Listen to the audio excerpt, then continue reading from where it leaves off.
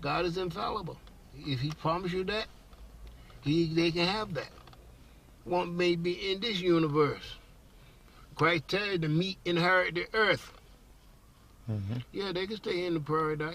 God is inconceivable, do anything He like. It's His world, His ball game. I like how you deal with that. Most people would have shut their minds and just said, "Well, because this sect or this faction doesn't believe as I believe, they are wrong." And there's no other way around it. But how you did it in an all-inclusive manner, and that's what I find so interesting about Krishna consciousness and the teachings of the East, even Egypt. They were all inclusive. They tried to find a way to make everything serve God without using force. If Well, that's the see, best that's way. not, that's what they call it. There you got, how they call it, capitalism, communism, socialism, all the same. Just did it in a different way. But we're talking about the Supreme Lord. He loves you more than you can understand. And that dude that I'm thinking, I'm this body.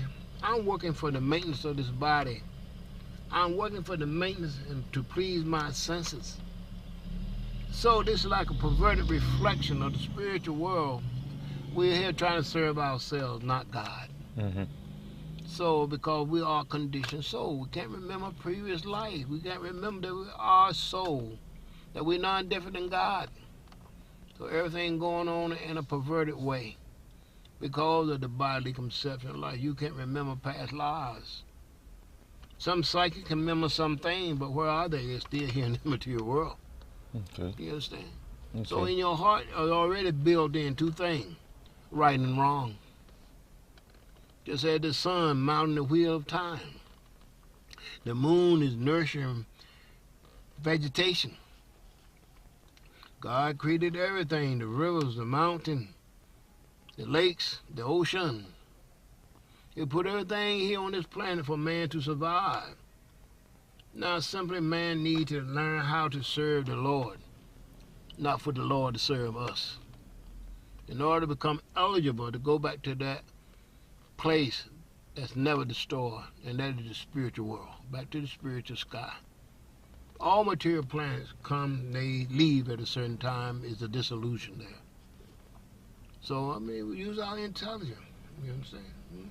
And one last quick question to close this up, because I know you gotta go, and I gotta bring this prasadam out to Queens for the family anyway. So Mm-hmm. this is the this is the most meaty question, but probably the most interesting answer, or the most simple answer. What is the science of the Maha Mantra? Why is this so important for us to chant Hare Krishna, Krishna Krishna, Hare Hare, Hare Rama, Rama Rama, Hare Hare? What is it about the sound tone? Is it just a bunch of words that people say to feel good, or is there something more to it? That Maha Mantra is transcendental. It's word vibration. Just like you want to talk to somebody in California, you get in the phone, you pick it up and you dial the number. And that person on the other end picks up the phone, and then you can talk to them. But in this age of calling you is so charged with negativity. It's very difficult for man to be peaceful. Hmm. So this Maha Mantra is the 16th holy name of God. And by chanting this mantra would bring peace to the mind and cleanse one's consciousness and heart. If one becomes very sincere in chanting this mantra, he can see the results of it. You have to try it. I tried it. So many others tried it. Who can be more rascal than me? Been doing all these things outside that the regular people do. If I chant this mantra and come to realize Krishna is God, and all his bona fide representatives are working on his behalf so we can stop this suffering, sickness, disease, old age, and finally death. So the mantra is very important in this age of Kali Yuga because we got so much dirt in our hearts and dirt in our mind. We need to be cleaned up, and that is the purpose. Everybody's attracted to the Lord's energy. And so this is the purpose of the Maha Mantra. Hmm. See? Well appreciated. If you can spell your name so I could put it properly on the video. Okay, Jagapita.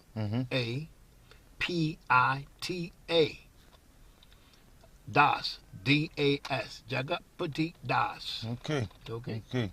I appreciate this time, and you know, this material life is unpredictable, but I pray that Krishna's full grace will find you wherever you are.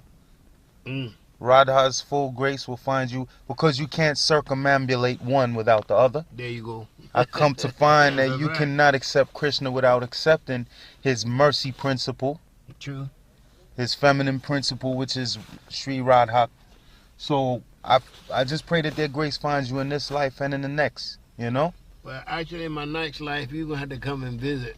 That means you had to get right to come back to the spiritual world. I ain't Fair being enough. This is it for me. I'm hoping that this is my last material incarnation as well. Thank you very much, Prabhu. You're welcome. And all blessings and grace and obeisances, all right? Prabhupada.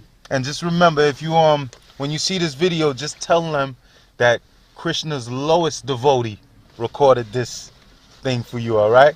Everybody want to be the lowest devotee. Tell them the lowest of the lowest here. Here's the deal. Here's the Yeah, deal. yeah. If one think themselves lower than the straw in the street, become more humble than a blade of grass, and more tolerant than a tree, and walk the walk and talk the talk at the same time, you can go back home in this lifetime. Oh, man. That's it. Sunmanpatoo, king of YouTube, out. Peace and blessings, y'all. Okay, my man. All right.